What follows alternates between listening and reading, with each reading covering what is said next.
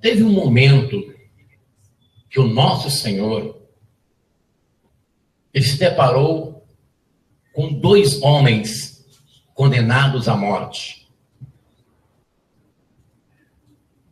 Um estava à sua direita e outro estava à sua esquerda, lá na cruz.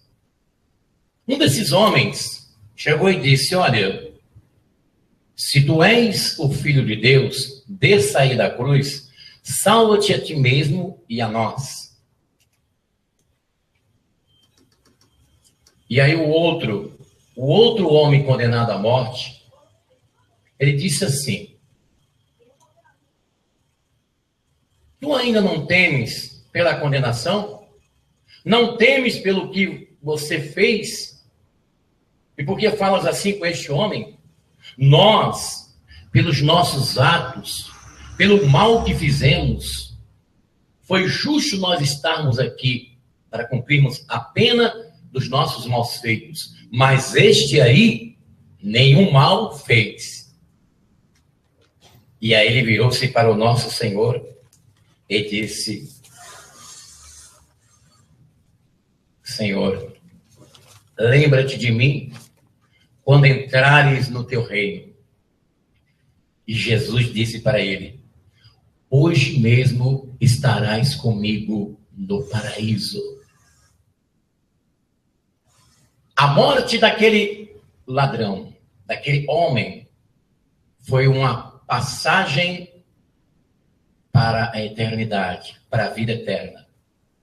A morte, para muitas pessoas, ela é a porta para a vida.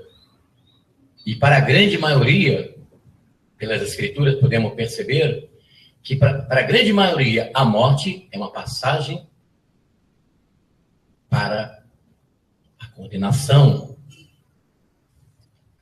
O Brasil inteiro ficou consternado nesta semana.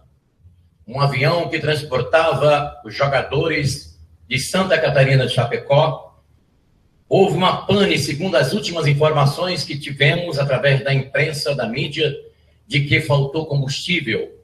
As causas, o que levou o acidente deste avião, vai ser ainda apurado pelos peritos, inclusive da Inglaterra, e os peritos brasileiros da aviação da aeronáutica, e teremos mais outras informações. Preliminarmente, as primeiras informações que temos, as causas daquele acidente foi a falta de combustível suficiente para poder manter a aeronave no ar. E, por consequência, um acidente trágico que deixou o Brasil consternado. Todo o país ficou praticamente com um luto semelhante aos corações dos familiares dos jogadores. O mundo inteiro tomou conhecimento deste acidente. 71 jogadores de futebol que estavam numa ascensão na carreira do futebol muito forte, um time que teve poucos anos de existência, né? Diante dos outros que têm 80, 90, 60, 100 anos, e por mais ou menos 30 anos teve uma ascensão extraordinária no meio do futebol, que chegou da terceira divisão para a primeira divisão, disputando até campeonato do Sul-Americano, no qual eles iriam participar. A morte. O que é isso? Nenhum de nós queremos nem pensar. Todos nós temos a certeza de que um dia iremos morrer. Mas nós não queremos parar para pensar nisso. Aliás, a grande maioria das pessoas não pensam. Nós tivemos aí, há poucos anos atrás, a morte do ex-ministro da Previdência Social, também governador do estado da Bahia, também o que foi senador da República, Carlos Magalhães. Ele nem esperava, nem imaginava que iria morrer. Tanto é que nem testamento, nem procuração, nem inventário ele fez dos seus bens para dividir entre os seus descendentes. Segundo a informação da imprensa, e até agora eles estão ainda lá discutindo sobre os bens do Carlos Magalhães que partiu. Ninguém, a maioria, podemos dizer assim, não estão preparados para a morte. O que é a morte? Dia desse eu fui convidado para fazer uma extrema-unção. Eu confesso para vocês, não gosto de fazer extrema-unção. Não gosto de fazer. Eu fui fazer uma extrema-unção lá no hospital e no cemitério israelita, que fica em Itapecerica, uma devota aqui da nossa igreja. E quando eu cheguei lá, depois me chamaram para fazer de outra pessoa, que não tinha nada a ver conosco aqui. E aí o jovem, filho do finado, ele me sacudiu, quase que rasgou meus paramentos. E por que Deus levou meu pai? Por quê? Por quê? Por quê? A resposta que eu dei para aquele jovem foi a mesma que eu dei aqui, no cemitério de Santo Amaro. Porque quem faz aqui a extrema-unção é o sacerdote Jurandir, aqui da Ortodoxa. Ele que é o sacerdote que faz a extrema-unção. Nós não temos autorização. Então, eu nem queria fazer, né? Mas por insistência da família, eu fui até lá, aqui pertinho. E quando eu cheguei lá, eu me deparei com pessoas nobres, pessoas da alta sociedade, né? Que estavam ali, aqui no cemitério, aqui no necrotério aqui. E o finado era um comandante de avião. E as pessoas que estavam ali, tudo de nível superior, advogados, pessoas conhecidas do comandante. E eu pensei assim, meu Deus, o senhor me trouxe aqui para eu falar para esse povo, né? Eu neguei um paramento tão humilde, tão simples. Eu simples, né? E no meio daquelas pessoas, doutores, doutoras, professoras, pessoas de nível social alto, né? Porque quem estava ali era o comandante, um comandante de avião que estava ali. Isso tem mais ou menos uns 6 meses atrás, mais ou menos. E o que eu disse ali? Eu disse assim, foram poucas palavras. Eu usei a palavra, eu nem usei ali a liturgia tradicional.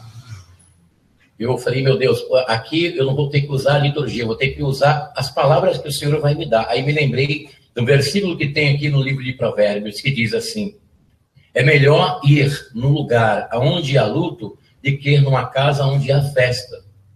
Porque onde há festa, existe a vaidade, existe as preocupações normais da vida.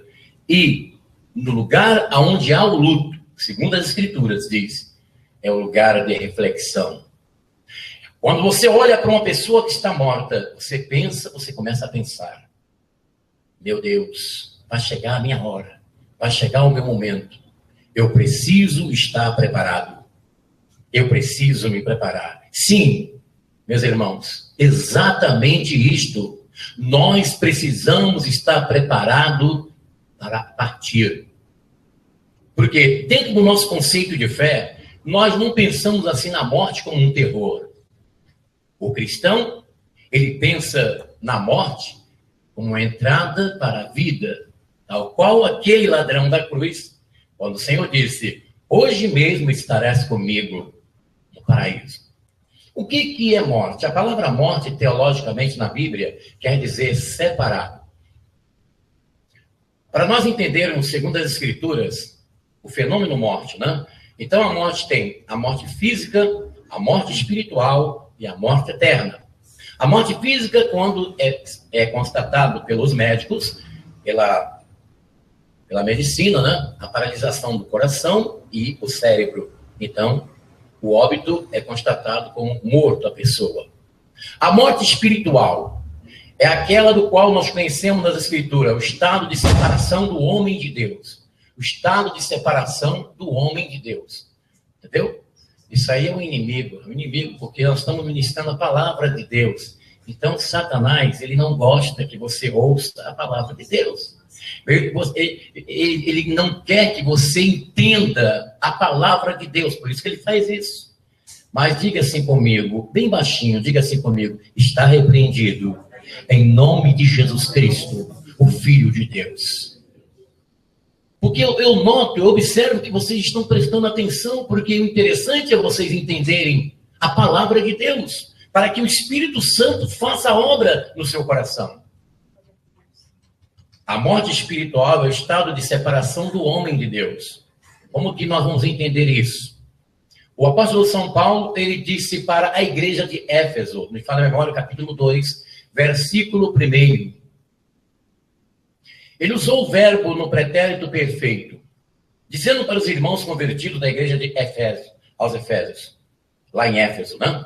Aos Efésios é a carta que Paulo escreveu. Vós estáveis mortos em ofensas e pecados. Quando Paulo disse, vós estáveis mortos em ofensas e pecados, dentro do contexto neotestamentário, quer dizer, o homem, quando ele está desligado de Deus, desligado de Jesus, ele está separado de Deus, está morto espiritualmente. Esta é a morte espiritual, do qual as Escrituras nos informam. E a morte eterna? Nós vamos entender a morte eterna quando lá no capítulo 21 de Apocalipse, o último livro da Bíblia, versículo 8, quando fala ali sobre o fogo eterno, que aqueles que não foram encontrados escritos no livro da vida serão lançados no lago que arde com fogo e enxofre. Esta é a segunda morte, como diz lá em Apocalipse. O que é a segunda morte, do qual a Bíblia se refere? É a separação eterna de Deus. É horrível. Até em pensar nisso. Agora, é importante que nós estejamos agora preparados. Preparados para quê? Para partir ao encontro de Deus. O que acontece com as pessoas que morrem? A família fica enlutada, não? A família fica naquela tristeza. Ninguém aceita a morte. Sempre traz a tristeza, sempre traz a dor, o sentimento, a saudade. Mas você sabia que quando o cristão morre, você sabia que Deus fica alegre? Você sabia que Deus se alegra com a morte do cristão? Do seu filho, da sua filha? Enquanto a família inteira está chorando, ele está sorrindo, ele está alegre. Está escrito lá em Salmos, preciosa é aos olhos do Senhor a morte dos seus santos. Por que está escrito isso nas Escrituras? Porque a morte do cristão é a passagem para a vida eterna, para a presença de Deus, para a presença de Jesus. Mas será que Deus fica alegre com a morte daqueles que não estão ligados com Jesus? Não. Ele não se alegra. Você vai ver isso, pode ler lá bem isso. Você vai ver isso lá no capítulo 18 do livro de Ezequiel. Pegue na sua casa e leia. Está escrito lá. Todas as almas são minhas. A alma do Pai, a alma do Filho, todas são minhas. Porém, a alma que pecar, esta morrerá. Aí está falando do estado de separação. E o profeta Ezequiel, usado pelo Espírito Santo, diz assim, que Deus não tem prazer na morte do ímpio, mas que o ímpio se arrependa e volte-se para ele. Está escrito, Deus não tem prazer na morte do ímpio. Paulo, o apóstolo, ele foi advertido pelo profeta Ágabo. Ele estava lá na igreja e o profeta, segundo lá em Atos dos Apóstolos, Ágabo chegou e disse assim, olha, eu vou para Jerusalém. Paulo, eu vou para Jerusalém. E o profeta pegou a roupa de Paulo e disse, não, Paulo, não vá para lá, para Jerusalém, porque lá eles vão te prender. Lá eles vão fazer coisa ruim com você, Paulo. Vá para outro lugar. Paulo disse assim, olha, eu não estou somente pronto para sofrer pelo evangelho que eu prego, mas eu estou pronto também para morrer. Por muitas tribulações nos importa entrar no reino dos céus. Será que Paulo queria morrer? Não. Ele ali, nestas palavras, Paulo que demonstrava que ele não tinha medo da morte. O cristão não quer morrer, mas ele não tem medo da morte. Ele não quer morrer, é claro. Se você puder evitar, se você puder lutar para que você viva junto dos seus queridos, da sua querida, você vai fazer isso. Porque Paulo chegou e disse para os irmãos de Filipenses, disse assim: meus amados irmãos, bom é eu estar com vocês, ministrando a palavra, cantando com vocês, mas melhor é eu estar com o meu Salvador. Paulo, lá em Jerusalém, foi preso. Ele foi recambiado e levado para Roma. Lá em Roma, Paulo estava aprisionado e já estava prestes a ser condenado à morte por causa do Evangelho de Jesus. Mas antes disso, ele escreveu uma carta para Timóteo. Nesta carta que está na Bíblia, no Novo Testamento, Paulo disse assim: meu filho na fé. Quando você vê essa expressão, meu filho na fé, na Bíblia, quer dizer aquele a quem a pessoa 1 ganhou a pessoa 2 para Jesus, entendeu? Quando você vê a expressão meu filho na fé, quer dizer isso. Então ele escreveu e disse: olha, Timóteo, eu estou sendo oferecido em aspersão de sacrifício. O tempo da minha partida está próxima. Combati o bom combate, acabei a carreira e guardei a fé. E desde agora me está preparado a coroa. Diga graças a Deus. O cristão não tem medo de morrer. Ele sabe que a qualquer momento que Deus recolher a sua vida, vai ser para estar com Ele, para estar nos céus. Diga glória a Deus. Diga glória ao Pai, ao Filho e ao Espírito Santo. Jesus venceu a morte, pessoal. Jesus venceu a morte por nós. Você pode pensar assim: poxa, Jesus venceu a morte, mas acontece que nós morremos, e daí? O ateu, o materialista, o racionalista, o cético, aquele que duvida de tudo, ele pode argumentar isso. Diz que Jesus venceu a morte, mas o cristão morre. Mas sabe que nós, sabe como que nós compreendemos que nós, junto com Jesus, vencemos a morte? Naquela palavra que está no capítulo 11 do Evangelho segundo escreveu São João. Nosso Senhor disse assim: eu sou a ressurreição e a vida. Aquele que crer em mim, ainda que esteja morto, viverá. Vamos repetir essa palavra? Aqui Jesus falou para os discípulos e para nós. Vamos lá. Eu sou a ressurreição e a vida. Quem crer em mim, ainda que esteja morto, viverá. Então o cristão, quando ele deita à sepultura, ele não vai ficar ali eternamente. Vai chegar o momento em que ele vai ouvir o som da trombeta e ele vai ressuscitar. Os irmãos de Tessalônica, eles estavam tristes, porque por um problema, com a circunstância que estava acontecendo lá na cidade de Tessalônica, os irmãos estavam morrendo, e a igreja de Tessalônica estava consternada, devido a muitos irmãos que estavam tristes. E aí Paulo, ele escreveu uma carta para a igreja de Tessalônica. No capítulo 4, versículo 13, ele diz assim: meus amados irmãos, não queremos que ignoreis coisa alguma a respeito dos mortos, para que não vos entristeçais como os outros homens que não têm esperança. Se cremos que Jesus Cristo morreu e ressuscitou, cremos também que Deus levará com Jesus os que nele morreram. E eis que eu vos digo um mistério. A palavra do Senhor, por ocasião da vinda do Senhor, nós que ficarmos ainda vivos, não precederemos os que dormem. Quando for dado o sinal da voz do arcanjo, ao som da trombeta de Deus, o mesmo Senhor descerá dos céus, e os que morreram em Cristo ressuscitarão. Diga graças a Deus. Olha, se você partir por algum motivo qualquer, fique certo que você vai dormir. Você vai estar dormindo e você vai ouvir o som da trombeta. Você vai recitar primeiro. E Paulo diz assim: depois nós, os vivos, os que estivermos ainda na terra seremos arrebatados juntamente com ele sobre as nuvens, ao encontro do Senhor nos ares, e assim estaremos para sempre com o Senhor.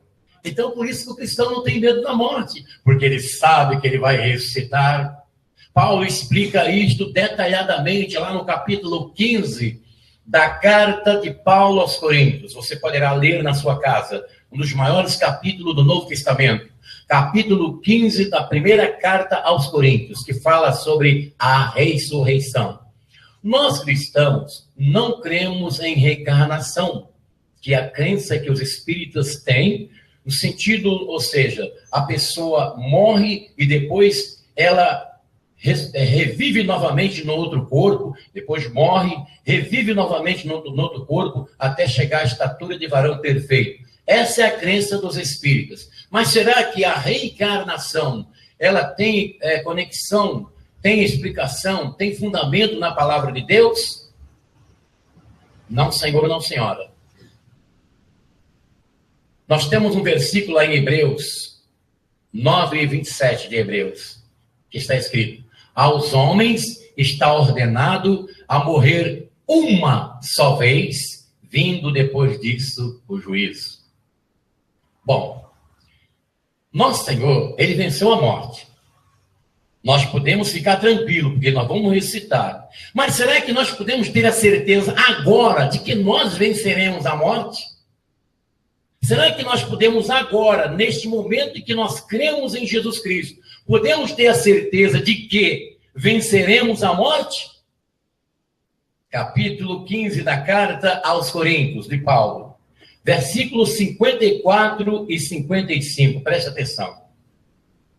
Paulo aqui está falando sobre a ressurreição dos justos, sobre aqueles que creram em Jesus, que creram na palavra e que foram para a sepultura. Aguardar a ressurreição, a primeira ressurreição. Depois dessa ressurreição, o que vai acontecer com a igreja? Qual é a fé inabalável que teremos após esta ressurreição? Qual é a certeza? Qual é o cântico que nós cantaremos após a ressurreição? Capítulo 15 da carta de Paulo aos Coríntios, versículos 54 e 55, diz assim: quando este corpo corruptível estiver revestido de incorruptibilidade, e quando este corpo mortal estiver revestido de imortalidade, então se cumprirá a palavra das Escrituras: a morte foi tragada pela vitória. Aí a igreja vai cantar: onde está, ó morte, a tua vitória? Onde está, ó morte, o teu aguilhão? O aguilhão da morte é o pecado, e a força do pecado é a lei. Graças, porém, sejam dadas a Deus que nos dá a vitória por nosso Senhor Jesus Cristo. A igreja cantará. A igreja vai dizer: onde está, ó morte, a tua vitória? Porque depois que nós ressuscitarmos e estivermos com Jesus, nós jamais morreremos, pessoal. Diga glória a Jesus. Diga: eu vou estar lá com ele. Diga: eu vou ressuscitar na primeira ressurreição. Diga: eu vou ressuscitar. Eu quero ouvir vocês falando comigo. Diga: eu vou ressuscitar na primeira ressurreição. Se você não for arrebatado antes, né? Porque Paulo está falando aqui de dois eventos simultâneos. No arrebatamento, a transformação dos justos, sendo que a ressurreição ocorre em primeiro. Você vê isso em Tessalonicenses, capítulo 2, que nós lemos aqui para vocês. É maravilhoso. Nós podemos ter a certeza agora de que nós venceremos a morte. Entendeu, pessoal? Essa certeza pelas Escrituras podemos ter agora de que venceremos. Agora, no momento, nós sabemos que podemos morrer fisicamente, não espiritualmente e não eternamente, porque Jesus já nos libertou da condenação da morte. Porque lá em Romanos, capítulo 8, versículo 1, diz: nenhuma condenação há para os que estão em Cristo Jesus. Assim seja. Diga graças a Deus. Então vale a pena você pertencer a Jesus. Vale a pena você receber a vida que Ele nos dá. Será que as pessoas, religiões e seitas pregam, a pessoa para ser salva, ela tem que fazer isso, tem que fazer aquilo, ela tem que praticar boas obras, é tanta coisa que as pessoas falam por aí. Capítulo 2. Você fala na memória 8 de Efésios. Pela graça sois salvos, por meio da fé. Isto não vem de vós, é dom de Deus, não vem das obras, para que ninguém se glorie. A salvação é pela graça. É de graça a salvação que Deus nos dá. Paulo, ele fala ali, porque a graça de Deus, quer dizer, favor imerecido. A graça de Deus, capítulo 2, versículo 11 de Tito, carta de Paulo a Tito. A graça de Deus se há manifestado, trazendo salvação para todos os homens. O que está implícito, o que está contido nesta salvação, pessoal? A vitória sobre a morte. Um dia a igreja vai cantar nos céus com Jesus. Onde está a morte, a tua vitória? Somente a igreja de Jesus é que vai poder dizer isso. Porque aceitou a vida, aceitou o Salvador. Capítulos 5, 24 de São João. Na verdade eu vos digo, que quem ouve as minhas palavras e crê naquele que me enviou, tem a vida eterna. Note bem que o nosso Senhor diz, tem a vida eterna. No presente do indicativo do verbo, tem a vida eterna. Você não terá a vida eterna aceitando Jesus agora, você vai ter vida eterna no futuro. Não é isso que a Bíblia diz. A palavra afirma que a partir do momento que você entrega-se incondicionalmente a Jesus Cristo, a Yahushua, você recebe a vida, você é selado, o teu nome é escrito no livro da vida, você já está reconhecido por Deus, adotado na família, na igreja de Jesus universal, a igreja do globo terrestre, a igreja, o povo de Deus. Você já está ingresso, você já ingressou no reino de Deus, você já é súdito do reino dos céus, você vai estar com Jesus e os anjos lá no céu. Assim seja, diga aí, eu estarei lá com Jesus, eu vou vencer a morte, e eu quero estar preparado. Nós já estamos preparados, porque temos Jesus. Que Deus nos abençoe. Mas, será que existe exorcismo da morte? E nós sabemos que exorcismo, segundo a original no aramaico, quer dizer o ato de expulsar e esconjurar os espíritos. Existe exorcismo da morte? Se nós, quando lemos as escrituras, nós vamos ver lá Davi dizendo assim: ainda que eu ande pelo vale da sombra da morte, não temeria mal algum, porque tu estás comigo, a tua vara e o teu cajado me consola. Nesta tarde, eu estava meditando nesta palavra. Esta palavra que eu estou falando com vocês aqui. Às vezes não dá tempo, devido à nossa correria, de parar, ler as escrituras. E somos obrigados, na nossa atividade de trabalho, estar meditando. Eu estava meditando nessa palavra. E eu me lembrei dessa palavra que Davi disse. E então eu entendi o seguinte. Eu entendi. Nós estamos aqui neste mundo. Circunstancialmente, devido às coisas que acontecem, estamos sujeitos a morrer a qualquer momento, pessoal. Nós passamos nas ruas onde tem assaltantes, onde tem carros desgovernados, onde tem pessoas possuídas, né? que esfaqueia a pessoa. Então, eu acredito assim, nós que somos de Deus, nós que pertencemos a Jesus, pelo fato de nós pertencermos a Deus, pelo fato de nós termos aceitado Jesus Cristo, nós só partiremos deste mundo na hora de Deus. E quando a pessoa ela não tem Jesus, ela pode partir a qualquer momento por influência, por ação do maligno. Isso que eu entendo nas Escrituras. Quando Davi diz, ainda que eu ande pelo vale da sombra da morte, não temeria mal algum, porque tu estás comigo. Então, com certeza, assim como eu, vocês que aqui estão, aqueles que estão nos ouvindo pela internet, foram livres da morte.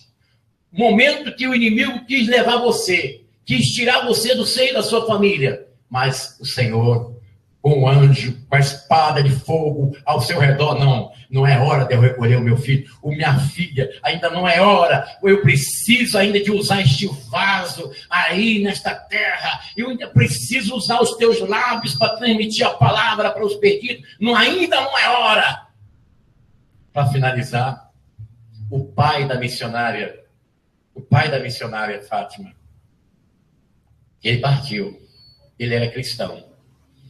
Lá em Muriaé, Minas Gerais. No dia que ele partiu, ele havia dito para a família inteira: olha, Deus vai me colher. Deus vai me colher. Ele teve um sonho. E nesse sonho, ele via 2 anjos descendo do céu, com as mãos abertas. E ele entendeu que estava na hora de partir, no hospital em Muriaé, Minas Gerais. E aí, 2 servas de Deus compareceram no hospital. E elas foram usadas pelo Espírito Santo. Falou assim: meu filho, você está sendo recolhido para a glória. E naquele mesmo dia, ele partiu. Olha, gente, vou repetir a palavra. Preciosa é aos olhos do Senhor a morte dos seus santos. E quando você pertence a Jesus, quando você recebe a palavra na sua vida, a sua morte é linda para Deus. As pessoas da sua família vão chorar, vão ficar tristes, vão sentir sua falta, mas ele vai estar sorrindo. Venha, minha filha, você me pertence. Este céu te pertence, minha filha. Diga glória a Deus. Diga glória ao Pai, ao Filho, ao Espírito Santo. Quem não está preparado nesta noite para morrer aqui nesta noite? Tem alguém aqui que não está preparado para morrer? Pergunta de responsabilidade. Se você não estiver preparado para morrer da forma como nós explicamos nesta noite, então falta você entregar-se incondicionalmente a Jesus. Não você receber uma carteirinha de igreja, uma marca, uma patente de uma denominação, de uma igreja carismática, ou apostólica, ou evangélica, ou católica. Não. Você precisa ter o selo do Espírito Santo, o selo da salvação que fala na Bíblia. O capacete da salvação, a espada do Espírito, assim seja. Assim seja. Que Deus te abençoe. Eu tenho certeza que o Espírito do Senhor vai falar melhor no seu coração. Deus quer te dar a vida eterna. Diga: o Senhor é meu pastor, nada me faltará. Deitar-me faz em verdes pastos. Guia-me mansamente pelas águas tranquilas. Refrigera minha alma. Guia-me pelas veredas da justiça e pelo amor do seu nome. Ainda que eu ande pelo vale da sombra da morte, não temeria mal algum, porque tu estás comigo. A tua vara e o teu cajado me consolam. Quando Jesus venceu a morte, ele ascendeu aos céus. Eu acredito que a entrada de Jesus lá nos céus foi algo triunfante. Eu penso assim, olha como é que eu penso. Eu penso, quando eu chegar na presença de Jesus, quando eu estiver junto com ele lá, Senhor, eu quero ver o videotape da entrada do Senhor aqui nos céus. Depois que o Senhor ascendeu, depois que o Senhor venceu, consumou a obra na terra, o Senhor veio aqui assentar no trono, eu quero ver o videotape. Como é que foi? Com certeza foi maravilhoso. A entrada triunfal de Jesus nos céus. E Davi pôde ver isso. Me fala a memória, no Salmo 24, ele diz assim, ele contemplou através da inspiração do Espírito Santo, e ele expressou-se dessa maneira: levantai-vos, ó portais eternos, levantai-vos, ó portais eternos, e deixai entrar o Rei da Glória. Quem é este Rei da Glória? É como se fosse uma premonição, como se fosse uma profecia. Davi estava pronunciando o quê? A entrada triunfal de Jesus no céu. Se você ficar fiel até a morte, está escrito que você vai receber a coroa da vida. Você também vai entrar triunfalmente nos céus, na presença de Deus, na presença de Jesus e dos anjos. Que coisa maravilhosa. Será que este mundo cão proporciona isso para você? Não. Somente o Salvador, Yahushua, somente Jesus, através do seu sacrifício, que através da sua ressurreição, ele nos deu essa certeza de um dia estar com ele no céu para sempre. Nós não morreremos, nós apenas passaremos para a vida eterna, porque o Senhor diz: aquele eu sou, a ressurreição e a vida, quem crer em mim, ainda que esteja morto, viverá. Diga graças a Deus. Quem ficou com medo de morrer aí agora? Alguém está com medo de morrer? Eu sei que vocês não querem morrer. Assim como Paulo também não queria. Assim como Tiago também não queria, Pedro, mas eles não tinham medo da morte. E pelo fato deles terem morrido por causa do evangelho, a morte deles foi sacramentada por Deus. Como Estevão, né, na hora que estava sendo São Estevão, ele estava sendo o primeiro mártir da igreja, ele estava sendo apedrejado, e ele disse assim, ele olhou para o céu e viu, eu estou vendo Jesus de pé lá no céu. Glória a Deus, maravilhoso, pessoal. E Jesus é maravilhoso. E somente a pessoa que o recebe, que entrega-se incondicionalmente a ele, é que vai entender o quão é maravilhoso Jesus. Não adianta o metafísico, o astrônomo, o matemático, o professor universitário, aquele que se julga inteligente dessa terra, deste mundo, aquele que conhece astronomia, medicina, quântica, matemática, tudo, não vai entender os mistérios de Deus, porque está escrito. O homem natural não compreende as coisas espirituais, porque para ele é loucura. As coisas espirituais só se discernem espiritualmente. A nossa morte não vai ser para ser uma morte eterna, uma separação eterna, vai ser o reencontro com Deus. Deus nos abençoe, em nome de Jesus. Eu senti no meu coração, apesar que nós estamos aqui, nós não estamos numa rádio, né, pessoal? Estamos transmitindo aqui uma transmissão humilde pela internet, entendeu? Mas me deu vontade oferecendo para as famílias dos jogadores lá de Santa Catarina, que estão com um coração pesado, doloroso, de luto, eu queria tocar essa música aqui para eles, em nome de Jesus.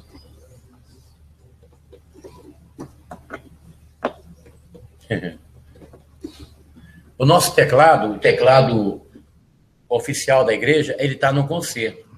Veja bem como é que são as coisas, né? Nós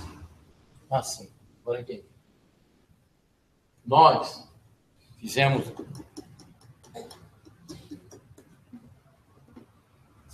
colocamos lá bem as 2 semanas, pessoal. Bem as 2 semanas que nós colocamos, vamos pagar. E eles estão enrolando, entendeu? Não é de graça, mas vamos pagar, já era para estar aqui. Esse aqui é o quebra-galho, né? Esse aqui é aquele teclado das Casas da Bahia, R$ 599,99. O bichinho estava todo empoeirado no canto. Aí nós tivemos que colocar o outro no concerto, tivemos que tirar a poeira dele e vir para cá, rapaz. Vai quebrar o galho aqui. Essa música vocês conhecem. Você conhece a letra, você cante aí, tá?